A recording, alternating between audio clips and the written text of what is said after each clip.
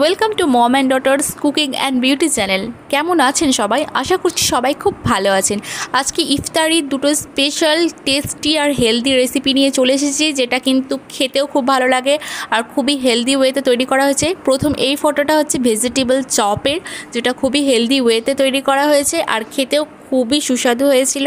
আর দ্বিতীয় রেসিপিটা হচ্ছে ঘুগনির। এখানে কিন্তু ঘুগনির ওপরে অনেক কিছু দিয়ে সাজানো রয়েছে। আপনারা হয়তো ভাববেন খুব স্পাইসি হয়েছিল। এখানে শুকনো লঙ্কা, কাঁচা লঙ্কা সমস্ত কিছু দিয়ে, তারপর শসা, ধনেপাতা, তারপরে লেবু, এগুলো সব জিনিস দিয়ে, পেঁয়াজ দিয়ে সাজানো রয়েছে। কিন্তু এই ঘুগনিটা খুবই সিম্পলভাবে তৈরি করা হয়েছে, জাস্ট থাম্বনেইলের জন্য এগুলো কিন্তু আমরা এত সুন্দর করে সাজিয়েছি। আর এখানে আমাদের আজকের ইফতারির কিছু ফটোস, এখানে কিন্তু যতটা মানে ফোনের ক্যামেরাতে মানে বন্দি হয়েছিল ততটাই আমরা কিন্তু এখানে ফটোতে তুলেছি, বাট এর থেকে কিন্তু বেশি ছিল ইফতারির আমাদের রেমেডিগুলো।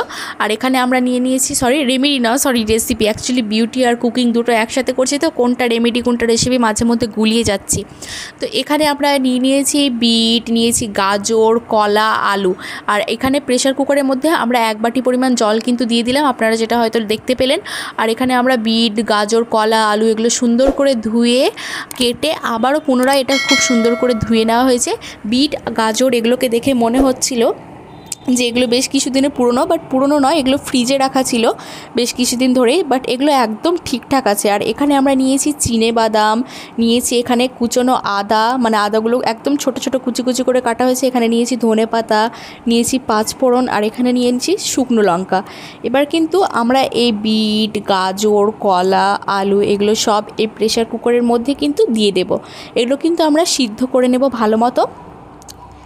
কিন্তু একটা জিনিস খেয়াল রাখবেন, বেশি যাতে সেদ্ধ না হয়ে যায়। আমি বললাম না, স্টিলের একটা ছোট বাটিতে কিন্তু আমরা 1 বাটি পরিমাণ জল নিয়েছি, তার থেকে বেশি জল নেওয়ার কোনো দরকার নেই। তবে আপনাদের চোখের আন্দাজ মতো যদি দেখেন যে এর থেকে বেশি আপনাদের কাছে বিট, গাজর, এই ভেজিটেবলসগুলো বেশি আছে, তাহলে জল কিন্তু বেশি লাগবেই। আমাদের কম ছিল তাই জন্য জল কমই দিলাম, বাট কম হবে না, এগুলো কিন্তু অনেকটাই হবে তৈরি করার পর।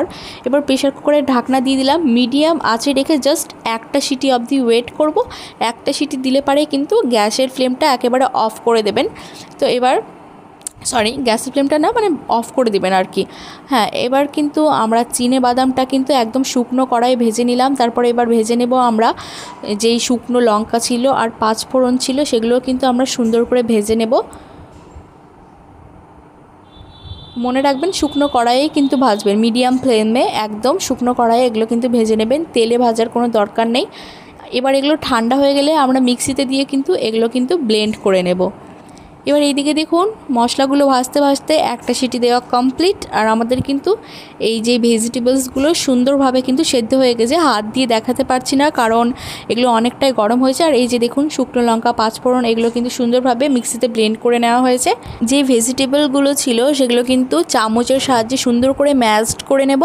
আসলে হাতের সাহায্যে ম্যাশ করা এখন খুবই কষ্টকর হয়ে যেত, কারণ এটা খুবই গরম হয়েছে। যদি আপনারা চান এটা ঠান্ডা হওয়া অবধি ওয়েট করতে পারেন, কিন্তু আমি একটা টিপস দিচ্ছি আপনাদের, যখন এগুলো গরম থাকবে তখন কোনো ম্যাশারের সাহায্যে কিংবা এরকম একটা চামচের সাহায্যে কিন্তু এগুলো ম্যাশ করে নেবেন। গরম অবস্থায় এটা ম্যাশ করতে বেশি সুবিধা হয়। আর এখানে কিন্তু আমরা বেসন নিয়ে নিয়েছি একটা বাটির মধ্যে, আর অল্প পরিমাণে জল দিয়ে বেসনটাকে কিন্তু ভালো মতো আমরা হাতের সাহায্যে কিন্তু এই বেসনের ব্যাটারটা একটু ঘনভাবে তৈরি করে নেব। আর এখানে কিন্তু অল্প একটু হলুদ গুঁড়ো, অল্প একটু লবণ, মানে লবণ পরিমাণ মতো দেবেন আপনারা, আমরাও পরিমাণ মতো দিয়েছি। আসলে চপ এগুলোতে যদি লবণ একটু কমও হয় তাহলে কোনো ব্যাপার না। আর আমরা কিন্তু অল্প একটু কালো জিরেও দিলাম বেসনের মধ্যে। এবার যেই ভেজিটেবলসগুলো ছিল আমরা চামচ দিয়ে ম্যাশ করার পর হাত দিয়েও অল্প একটু ম্যাশ করেছিলাম।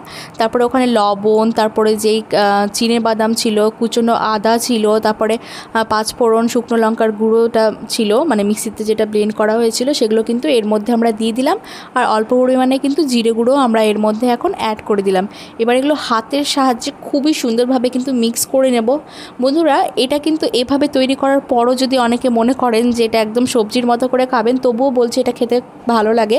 বাট চপটা তো কিন্তু ছোট বড় সবারই ফেভারিট, তাই জন্য চপ করে খেতে বেশি ভালো লাগে। আর এটা অল্প তেলে ভাজলে পারে অবশ্যই এটা হেলদিও হয়ে যায়। এবার কিন্তু একটু চাট মশলা আমরা এর মধ্যে অ্যাড করে দিচ্ছি।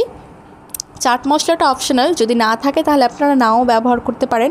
যদি চাট মশলার জায়গায় আমচুর পাউডার থাকে সেটা আবার দিতেও পারেন।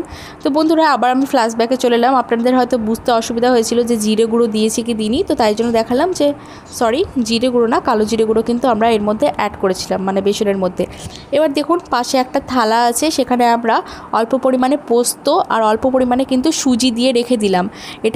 এটা দিয়ে কি করা হবে সেটা আপনাদেরকে দেখাবো ভিডিওটা, তাই জন্য মনোযোগ সহকারে শেষ পর্যন্ত দেখুন, একদম স্কিপ করবেন না। অল্প একটু পোস্ত আর এই যে দেখুন অল্প একটু সুজি, এই দুটো কিন্তু ভালো মতো আমরা মিক্স করে নেব। আর এইভাবে এটাকেও আমরা কিন্তু সুন্দরভাবে মেখে নেব। এবার এই ধনেপাতাগুলো এর মধ্যে দিয়ে দিলাম।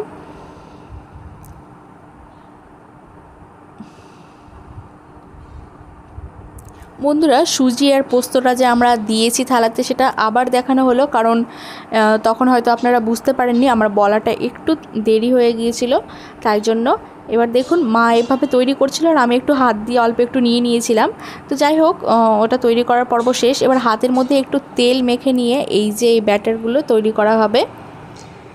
আপনারা চাইলে গোল শেপ দিতে পারেন, চাইলে লম্বা লম্বা শেপ দিতে পারেন। আমার শেপ দেওয়াটা ভালো হচ্ছিল না, তাই জন্য মা বললো শর্ট আমি শেপ দিচ্ছি, তোকে আর দিতে হবে না। তো আমি তবুও চেষ্টা করছিলাম যে না করি না, তুমি তো সব করো, আমি একটু চেষ্টা করি। তো তারপরও দেখুন এভাবে কিন্তু গোল গোল করে আমি তৈরি করে নিচ্ছিলাম। এবার মা বললো শর্ট দেখি, আর হবে না তোর দ্বারা। এবার দেখুন মা কীভাবে এটা শেপ দেয়। মা আসলে তখন একটু হাতটা ধুচ্ছিল, মানে ভেজিটেবলগুলো চটকানোর পর, মানে হাত দিয়ে ম্যাশ করার পর হাতটা ধুয়ে হাতে আর কি তেল লাগাচ্ছিল। এটা যেহেতু ভালো মতো গোল গোল শেপ দিতে হবে তাই। এবার আমার শেপগুলো মায়ের পছন্দ হয়নি, তাই ওটা আবার নিয়ে পুনরায় ভালো মতো শেপ দিল। আপনারা চাইলে গোল লম্বা যেমন খুশি তেমন শেপ দিতে পারেন, আমরা কিন্তু গোল আর লম্বা শেপটাই বেশি দিয়েছি। এবার দেখুন সবটার কিন্তু শেপ দেওয়া প্রায় তৈরি হয়ে গেছে, শেপগুলো আর কি হাতের সাহায্যে সুন্দরভাবে শেপগুলো তৈরি করা হয়েছে। এবার বেসনের মধ্যে এটাকে সুন্দরভাবে এপিট ওপিট করে নাড়িয়ে তারপরে এই যে সুজি আর পোস্তর যেই একসাথে সুজি আর পোস্ত রাখা ছিল যেই থালাটাতে, সেখানে কিন্তু আমরা একবার করে এগুলো কিন্তু মাখিয়ে নেব। তাহলে কিন্তু সুজি আর পোস্তর যেই উপরে যেটা থাকবে আর কি চপের উপরে, সেটা একটা আলাদাই ফ্লেভার দেয়, খেতেও খুব ভালো লাগে আর এটা দেখতেও খুব ভালো লাগে। তো বন্ধুরা এবার কিন্তু আমরা এটা সুন্দরভাবে কিন্তু দেখুন তেল কিন্তু আমরা অল্প নিয়েছি, অল্প তেলে এগুলো এপাশ ওপাশ করে সুন্দরভাবে কিন্তু ভেজে নেব। গ্যাসের ফ্লেমটা একদম মিডিয়ামে রাখবেন এই মতো পর্যায়ে, কারণ যদি হাইয়ে রাখেন তাহলে উপরটা পুড়ে যাবে আর ভেতরের জিনিসগুলো ভালো মতো হয়তো তৈরি হবে না, বাট তৈরি হয়ে যাবে, কারণ যেহেতু ভেতরের জিনিসগুলো অলরেডি প্রেশার কুকারে সেদ্ধ করা হয়েছে। কিন্তু মিডিয়াম ফ্লেমে দিলে কি সব দিক দিয়েই টেস্টটা একদম বেটার থাকে, আর হাই ফ্লেমে দিলে উপরটা পুড়ে গেলে ভিতরেরটাও কিন্তু খেতে অতটা ভালো লাগে না। তাই জন্য সবসময় চেষ্টা করবেন চপ ভাজার ক্ষেত্রে গ্যাসের ফ্লেমটা সবসময় মিডিয়ামে রাখার। বন্ধুরা আমার কিন্তু মাথাটা অনেকটা মানে ব্যথা করছে, প্লাস সর্দি জ্বরের সমস্যা, তাই জন্য আমার কথা বলতে অনেকটা সমস্যা হচ্ছে। আপনাদের যদি আমার কথা বুঝতে সমস্যা হয় তাহলে আই অ্যাম সো সরি, কিন্তু তবুও আমি খুব ভালো করেই চেষ্টা করছি যাতে আমি আপনাদের বোঝাতে পারি। তো দেখুন ভেজিটেবল চপ কিন্তু একেবারে তৈরি হয়ে গেছে, এটা খাওয়ার জন্য রেডি, কিন্তু এটা পাশে রাখা হলো। এবার আমরা নেক্সট যে রেসিপিটা সেটা আপনাদের সাথে শেয়ার করি, আমাদের স্পেশাল ফেভারিট ঘুগনি রেসিপি, যেটা ইফতারিতে সবার বাড়িতে অবশ্যই হয়। তো ঘুগনিগুলো 6 ঘন্টা ধরে কিন্তু ভিজিয়ে রাখা ছিল, আর এখানে এটা হচ্ছে ধনেপাতা আর এটা হচ্ছে কিন্তু আমাদের লঙ্কাগুলো কিন্তু আমরা জলে ভিজিয়ে রাখলাম ধনেপাতার সাথে। আর এখানে আমরা 2টোর মতো আলু নিয়ে নিয়েছি বড় বড় সাইজের, আর এখানে কিন্তু প্রেশার কুকারের মধ্যে আমরা 1 বাটি পরিমাণ জল দিলাম, না 1 বাটি নয় সরি, এখানে আমরা দুই বাটি পরিমাণে জল নিলাম। আর এখানে এই ঘুগনিগুলো কিন্তু আমরা মানে ছোলা আছে এখানে আর মটর আছে, এগুলো প্রেশার কুকারের মধ্যে কিন্তু একে একে সবটাই দিয়ে দিলাম।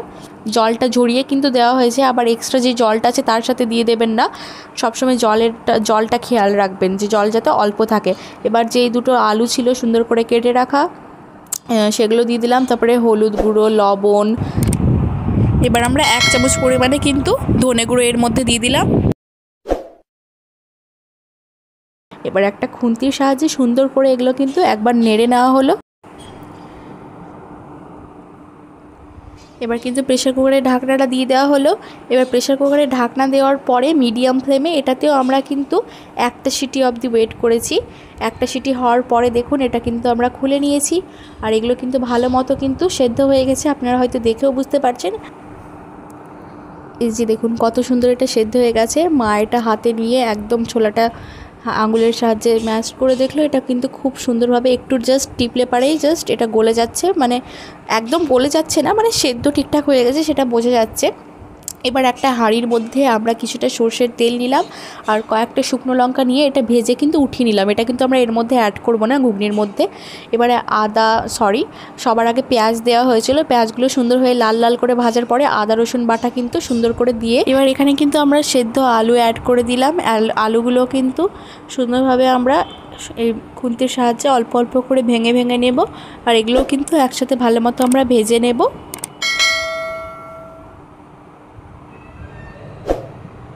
আপনারা যদি পছন্দ করেন তাহলে হাতের সাহায্যে আলুগুলো ম্যাশ করে তারপরে অ্যাড করতে পারেন।